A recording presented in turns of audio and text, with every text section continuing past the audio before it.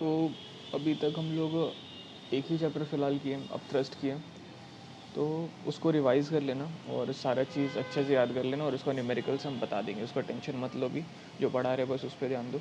और heat and energy अब start करते हैं, ठीक है। तो इसे मेन पॉइंट से बात करेंगे, और जो समझाने का रहेगा ज़रूरत उसी को समझाएंगे, और याद करने वाला हम बताते चलेंगे, ठीक है। तो हीट एंड एनर्जी देखते हैं अब। पहले concept of heat as energy. तो देखो, हीट भी एक तरह का एनर्जी होता है, और वो क्यों हुई हम देखते हैं।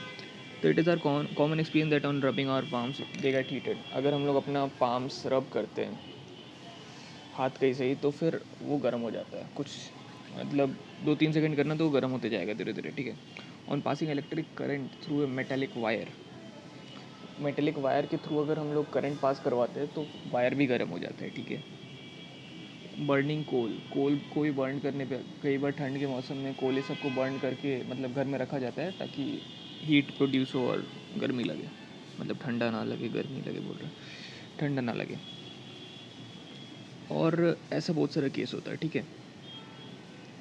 तो ये सब क्यों हो रहा है, इसका एक रीज़न यहाँ पे देखो। ऑन रबिंग आर पाम्स, ये कौन से लाइन में लिखा है देखना बुक में, उसी पैराग्राफ में। On rubbing palms and on pumping air in a bicycle tube, heat is produced by doing work. तो देखो, मेन पॉइंट यहाँ पे क्या है, heat is produced by doing work that is from mechanical energy. तो देखो, ये चीज़ समझो, हीट कैसे प्रोड्यूस हो रहा है, जब हम लोग कुछ वर्क कर रहे हैं। जैसे कि जब हम लोग पाम को रब किए, पाम को रब करने एग्जांपल लेते हैं, वो हवा भरने वाले छोड़ो, मतलब जो ट्यूब में हवा भरने वाला जो भी है। तो पाम को जब हम लोग रब कर रहे हैं तो हम लोग वर्क कर रहे हैं, ठीक है, पाम्स पे वर्क कर रहे हैं, तो उससे हीट प्रोड्यूस हो रहा है। और ठीक है, heat is produce by doing work, ये चीज़ समझ में आए, ये चीज़ अंडरलाइन कर लो और अच्छे से समझ लो। अब ये क्या हुआ, मैकेनिकल एनर्जी हुआ, मतलब ये हीट कैसे प्रोड्यूस हुआ, मैकेनिकल एनर्जी के थ्रू। मतलब यहाँ पे क्या हुआ, यहाँ पे ये हुआ कि हम लोग मैकेनिकल वर्क किया। मैकेनिकल वर्क मतलब क्या होता है पता है, मैकेनिकल वर्क मतलब कि जिसमें हम लोग कुछ टच के थ्रू हो रहा हो, जैसे हम लोग दोनों पाम टच कर रहे हैं ना, तो उसके थ्रू हीट प्रोड्यूस हो रहा है। तो ये क्या हुआ, फ्रॉम मैकेनिकल एनर्जी हुआ।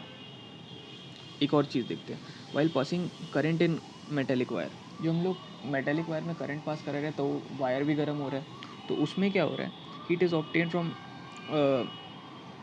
और जो हम लोग वो भी क्या बोलते हैं, कोल बर्न कर रहे हैं, तो उसमें भी ये हीट प्रोड्यूस हो रहा है। तो उसमें कौन से एनर्जी के थ्रू हीट प्रोड्यूस हो रहा है, जैसे पाम रब कर रहे थे तो मैकेनिकल एनर्जी के थ्रू हीट प्रोड्यूस हो रहा था। तो उसी तरह से जब वायर में करंट को पास कराया जा रहा है, प्लस कोल को जब बर्न किया जा रहा है तो भी हीट प्रोड्यूस हो रहा है।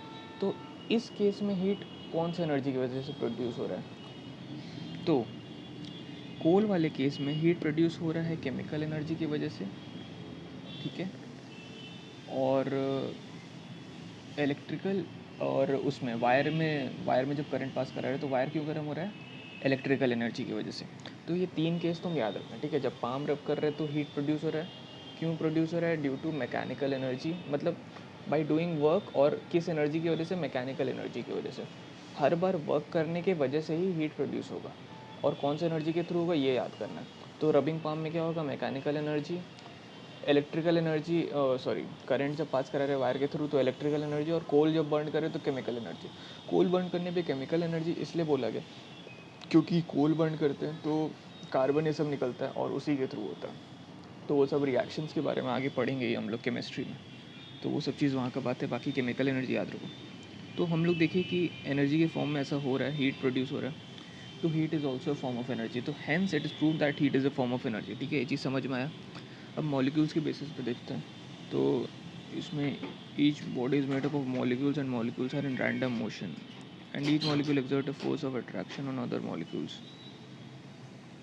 The molecules possess energy and the heat energy of the body is the internal energy. Total energy is equal to the sum of internal kinetic energy due to molecular motion and internal potential energy due to molecular attractive forces.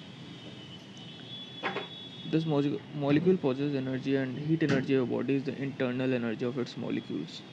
A hot body has more internal energy than an identical cold body. तो देखो यहाँ पे क्या है कि हर body molecule से बना होता है, ये चीज़ हम लोग पहले भी पढ़े, क्लास 8 में ही पढ़े, कि हर बॉडी मॉलिक्यूल से बना होता है and each molecule exert a force of attraction on other molecule. Body molecule से बना होता है और हर मॉलिक्यूल एक दूसरे मतलब हर मॉलिक्यूल हर बॉडी के अंदर जो भी मॉलिक्यूल है वो हर एक दूसरे मॉलिक्यूल अपने ऊपर फोर्स ऑफ अट्रैक्शन लगाते रहते हैं। मतलब एक मॉलिक्यूल है वो बाकी सब मॉलिक्यूल पे फोर्स ऑफ अट्रैक्शन लगाता है, ठीक है। दस molecule possess energy and heat energy of the body. तो इससे क्या पता चलता है कि मॉलिक्यूल एनर्जी पॉजेस करते हैं जिसके थ्रू मतलब वो लगा रहा है फोर्स ऑफ अट्रैक्शन। तो हीट एनर्जी क्या होता है? Heat energy of the body is the internal energy of its molecules, ठीक है। ये लाइन अंडरलाइन करो और याद कर लेना। Heat energy of a body is the internal energy of its molecules, ठीक है। A hot body has more internal energy than an cold identical cold body, ठीक है। व्हेन ये चीज़ भी अंडरलाइन करो और याद रखना है, हॉट बॉडी में ज़्यादा इंटरनल एनर्जी होगा as compare to cold body. और देखो यहाँ पे नीचे स्टार करके लिखा हुआ है, total internal energy is equal to the sum of internal kinetic energy due to molecular motion and internal potential energy due to molecular attractive forces. तो देखो इंटरनल एनर्जी का टर्म यूज़ किया ना, हम लोग क्या बोल रहे हैं, heat of body is the internal energy of its molecules, ठीक है। अभी सुन, हड़बड़ाना मत, क्योंकि जो चीज़ समझा रहे हैं ना अगर वो सब अच्छे से समझ में आ गया ना तो चैप्टर कुछ नहीं है, बहुत ईजी लगेगा, सब कुछ बन जाएगा। तो जो समझा रहे समझते चलो। हीट एनर्जी के क्या पढ़े हम लोग? Heat energy of body is the internal energy of its molecules मतलब मॉलिक्यूल्स ऑफ द बॉडी, ठीक है। तो इंटरनल एनर्जी क्या है? Internal energy is equal to sum of internal kinetic energy due to molecular motion. मतलब कि जो molecule motion में, मतलब जैसे किसी भी बॉडी में मॉलिक्यूल मोशन में है, ठीक है, उसके अंदर के जो मॉलिक्यूल वो मोशन करते रहते हैं ना इधर उधर, और पोटेंशियल एनर्जी भी एक्सर्ट करता है दूसरे पे, मतलब कि अट्रैक्टिव फोर्स जो लगाता है तो उसको पोटेंशियल एनर्जी भी कहते हैं, जिसके बाद मॉलिक्यूल्स मूव करने लगता है, ठीक है। तो यही sum of kinetic energy and potential energy को टोटल इंटरनल एनर्जी कहते हैं हम लोग, ठीक है। अब देखो, तो अब हम लोग क्या पढ़ेंगे, hot body has more internal energy than cold body. When a hot body is kept in a contact with cold body, the cold body warms up and the hot body cools down. तो देखो पहली बात तो hot body has more internal energy than cold body. तो वैसे क्यों होता है, हॉट बॉडी का इंटरनल एनर्जी ज़्यादा क्यों होता है? क्योंकि जब हम लोग किसी बॉडी को गर्म करते हैं ना, मतलब मान लो कोई पानी है, पानी नॉर्मल है, उसको हम लोग बॉयल कर रहे हैं, तो उसके अंदर का जो मॉलिक्यूल्स होगा ना वो बहुत ज़्यादा वाइब्रेट करने लगेगा, और वाइब्रेट करेगा तो काइनेटिक एनर्जी बढ़ जाएगा। काइनेटिक एनर्जी बढ़ जाएगा तो इंटरनल एनर्जी बढ़ जाएगा, और इंटरनल एनर्जी बढ़ गया तो वही है, hot body has more internal energy than identical cold body. अब क्या है कि अगर हम लोग किसी हॉट बॉडी को कोल्ड बॉडी के साथ रखेंगे तो कोल्ड बॉडी भी धीरे धीरे वार्म होते जाएगा, और कोल्ड बॉडी भी धीरे धीरे वार्म होते जाएगा, मतलब कि कोल्ड बॉडी का इंटरनल एनर्जी धीरे धीरे बढ़ते जाएगा, ठीक है।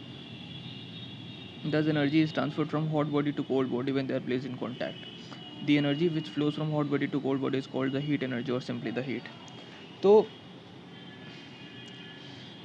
हम लोग क्या देखें कि जब हॉट बॉडी और कोल्ड बॉडी को साथ में रखें तो हॉट बॉडी से इंटरनल एनर्जी पास किया किस में, कोल्ड बॉडी में, क्योंकि जब हॉट बॉडी और कोल्ड बॉडी को पास में रखें और कोल्ड बॉडी हल्का गर्म हो रहा है तो हॉट बॉडी भी तो धीरे धीरे थोड़ा ठंडा होते जाएगा ना, हल्का ठंडा, ये नहीं कि ठंडा हो जाएगा, मतलब थोड़ा गर्मी कम होते जाएगा ना उसका, तो वो चीज़।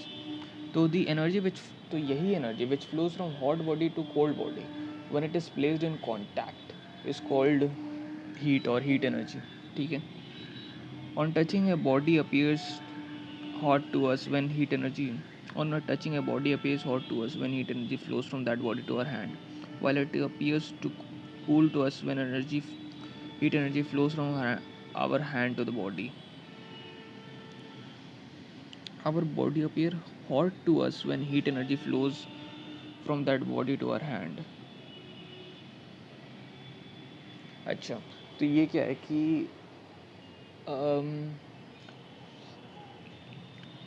जैसे कि हम लोग किसी बॉडी को टच कर रहे हैं, ठीक है, तो वो बॉडी अगर ये पता है क्या, मतलब कि कोई भी ठंडा बॉडी है, ठीक है, और हम लोग का हाथ गर्म है, तो अगर हम लोग उस बॉडी को टच करेंगे तो हीट कहाँ से कहाँ जाएगा, हम लोग का हाथ गर्म है, बॉडी ठंडा है, तो जहाँ हीट होगा, मतलब जहाँ ज़्यादा हीट होगा वहाँ से उस जगह जाएगा जहाँ पे कम हीट होगा, तो हाथ से बॉडी पे जाएगा। अब बॉडी गर्म है और अपना हाथ ठंडा है उसके कंपैरिजन में, तो बॉडी से हीट अपने हाथ में आएगा और अपना हाथ गर्म होते चल जाएगा। तो समझ में आ रहा है ना, जहाँ हीट कम है वहाँ पे हीट जाएगा, कहाँ से, जहाँ पे हीट ज़्यादा है। Heat is always transferred from cold body, heat is always transferred from hot body to a cold body, ये चीज़ याद रखना। अब एग्जांपल देख लो, if we touch warm water we feel hot because heat energy from water passes to our hand. तो देखो बस यही था, हम लोग किसी भी गर्म चीज़ को टच करते तो हमको मतलब वार्म क्यों लग जाता है हैंड, क्योंकि heat energy from that body transfers to our hand. समझ में है ना। क्योंकि देखो हम लोग कोई भी दो चीज़ जब कांटेक्ट में आएगा ना, और दोनों का कोई एक ठंडा है एक गर्म है, तो फिर जो गर्म होगा उससे हीट ट्रांसफ़र होते जाएगा कोल्ड बॉडी में। इसका मेन कंक्लूजन यही था इतने पैराग्राफ का, ठीक है। तो हीट का क्या है डेफिनेशन आ रखना, heat is the internal energy of molecules constituting the body, it flows from hot body to cold body, बस ठीक है, इतना याद करो। अब unit of heat, unit of heat is same as that of energy. Energy का जो unit होता है वही हीट का भी होता है, क्यों, क्योंकि हीट भी एक एनर्जी है। ऐसा unit of heat is joule while C G S unit is erg, ठीक है, ये चीज़ याद रखना। हीट का ऐसा यूनिट जूल होता है, सी जी एस यूनिट अर्ग होता है। 1 जूल इज इक्वल टू 10⁻⁷ अर्ग, याद रखना। और कैलोरी और किलो कैलोरी भी यूनिट्स होता है हीट का। 1 kilo calorie is equal to 1000 calorie, ये तो याद रहेगा। और 1 calorie is equal to 4.186 joule, ठीक है, ये याद रखना। 4.186 मत याद रखो, 1 calorie is equal to 4.2 joule याद रखना, ठीक है। अब कंसेप्ट ऑफ टेम्परेचर नेक्स्ट में देखते हैं, ठीक है।